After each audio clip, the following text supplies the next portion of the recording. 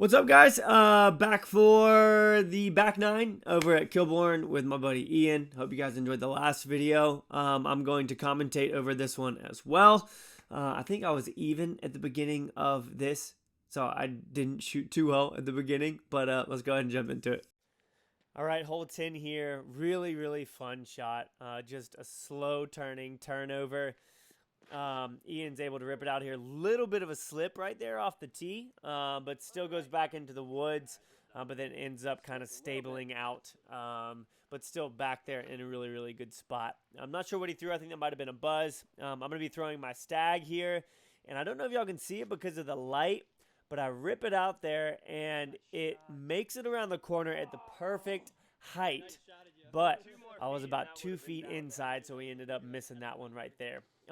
Again, I'm sorry about the lighting and everything with it being this early in the morning. I had to change some settings so that y'all could actually see. It's just a little bit grainy whenever I zoom in. I'm going for an approach here. Really bad. I don't know what the heck I was doing. You know, sometimes you get distracted when you're playing and you just make decisions that aren't right. That was one of them. I sidearmed the felon right there and just threw it into the ground. Not too good at all. Ian's coming in here. He's going to try and get a little turnover putt. His putting game is actually really strong, and he seems to be really confident in it, which is a huge trait to have as a disc golfer, is being confident in your putting. And, I mean, that was a run. That was, probably 60 feet or so. I actually felt super confident with this one, going right in, and it nicks the top. And then, of course, player B makes it. This is probably 35 feet out maybe. I started going through the motions a little bit more with my putting at this point. It takes me too long to warm up. So definitely the day of any of these tournaments, I'm going to get out and probably just walk down to the greens on some of the holes and just practice putting. And just put myself in different positions so that I can visibly see it. And then during the round be like, oh yeah, I've been here before. It actually helps out a lot doing that. So Ian's going to throw in his, what was that, par? I think I got a bogey on that one. Love this hole right here. Just literally, if you have a sidearm, this hole is set up for you. Ian throws one down there, hits a tree, and skips right over to the basket. And then I get one down there. Mine ends up, we were calling for a skip in, but it actually hit some roots, which is dangerous about that little opening right there.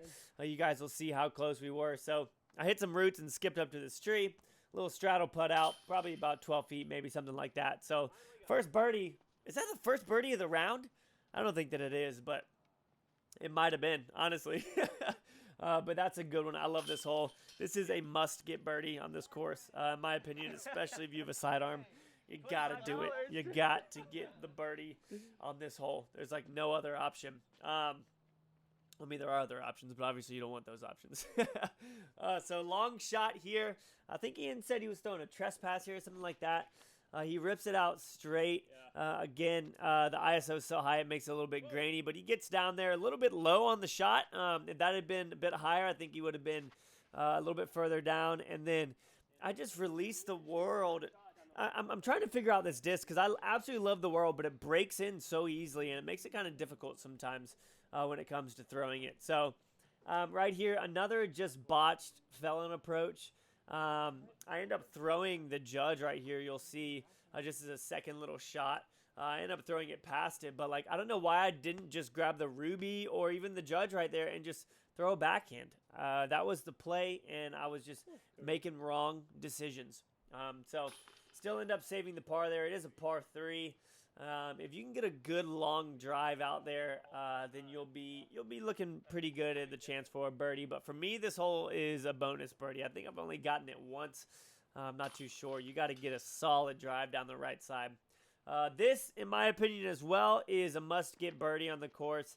It's just a hyzer with a putter, and you got to hug the right side. So right there you saw Ian cut it off a little bit, kind of middle of the fairway, and then it ends up left. I extend mine a little bit further down on the right, which gets you in an even better position for that putt. But Ian still has a look for it over here in the woods. I actually forgot to set my camera up, so I'm holding it right here. And he ends up sinking it from about, I don't know, circle 2 that looked like maybe 60, 70 feet, something like that. I have no idea. Solid shot right there for him. And then I'm going to be coming in with this shot right here. So you can see even I made my way over to the left side of the fairway. So on this hole, you want to hug that right side for an opportunity to skip down there into a good spot. Another solid shot from Ian with a little turnover. Again, I believe that that's the buzz. It could be another disc, and I could be telling you completely wrong, but I don't think I am. Really good shot there. I actually throw the Maverick here, and I don't know what I did. I just didn't commit to it. And now that I'm thinking about it, I should have thrown the diamond on this freaking hole.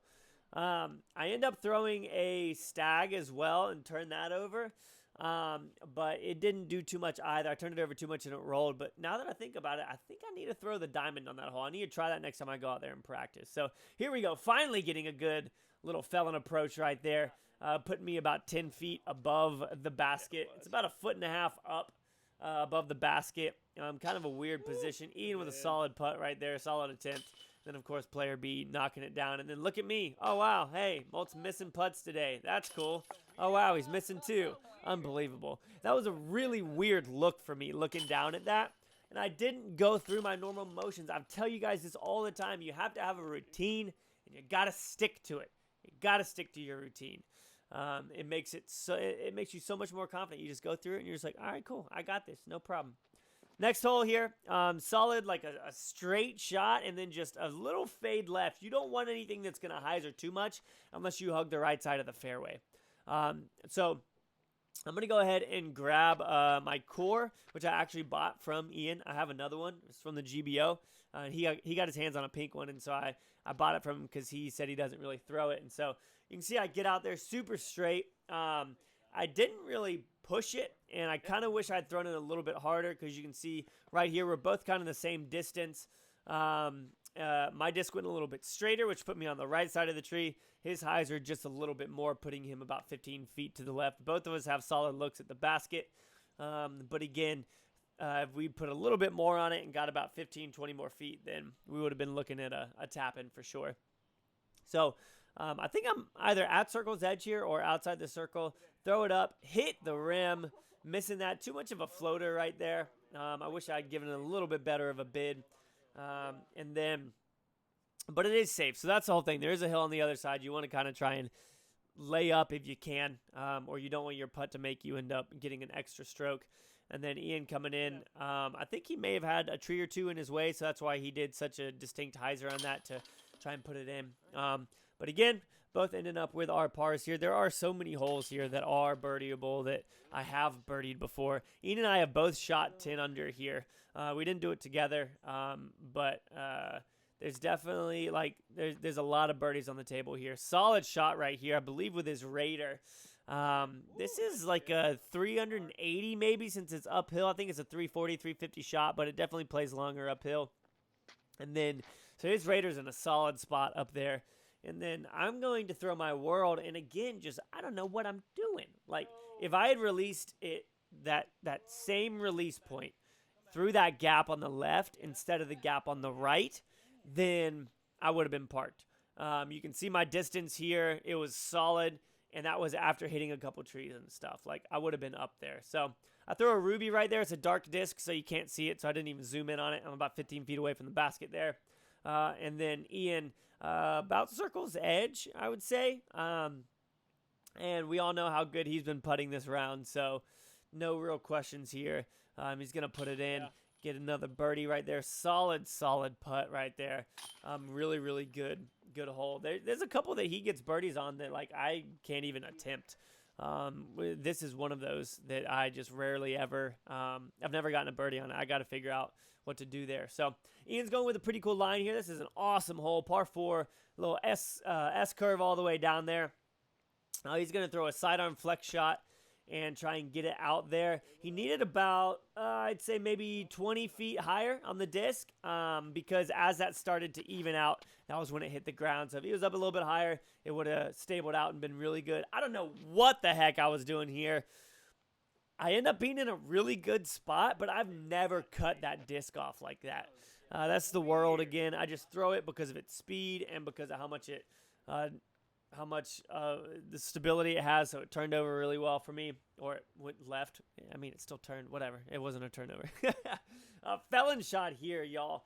Big flex shot for me. All the trees are in the way, but you can see it right there at the very end. I end up about 10 feet above the basket. Solid approach. I love this hole. This hole is like, again, another one of the must-get birdies for me on this course, because all you got to do is pitch up to this area. Not pitch up, but you don't really need too difficult of a drive to get out to this location. So you just drive out to this location here, and then you're able to just throw a sidearm over, and it ends up putting you in a solid spot. Ian's got the sun in his eyes right here like crazy. Look at his face. Like, literally can't see anything. Brutal positioning right there with the sun being directly in its face. I end up snagging a birdie again there, but I've had so many bogeys on holes that, like, I don't even understand, with really good opportunities this round. But I'm learning. I was really just frustrated with my putting, above all else there. So hole 18, trying to knock it down, finish it right here. Ian's ripping one out there, and it's a really tight tunnel, or not a tight tunnel, but it's a good tunnel here, and then you get on the open, and there's just wind from the road and stuff like that, so it was knocking our discs down. I backhanded a felon here. I have no idea why. I've never backhanded a felon on this hole. One thing I would say to you guys is, if you've played a hole before and the situation is the same, throw the same disc that you threw last time if it did okay. I've never thrown a felon on this hole, and I grabbed it, and then afterwards I was like, what did I just do? Why would I have thrown that right there? It literally made no sense. Ian almost cannoned another putt, man. He was on with his location putting there. It was super solid. I try and get in there. I was about a foot short. What does that even mean? A foot short? What are you talking about? So yeah, guys, I really hope that y'all enjoyed. This has been a lot of fun for me. Got some other rounds coming up. I'm going to close this out on camera. See ya. All right, guys, another round out here at Kilbourne with Ian. Show him some love in the comments. We're still practicing for the Clash. I didn't do too hot today, but I got some work to do on putting, and we'll see you guys in the next video. Take care.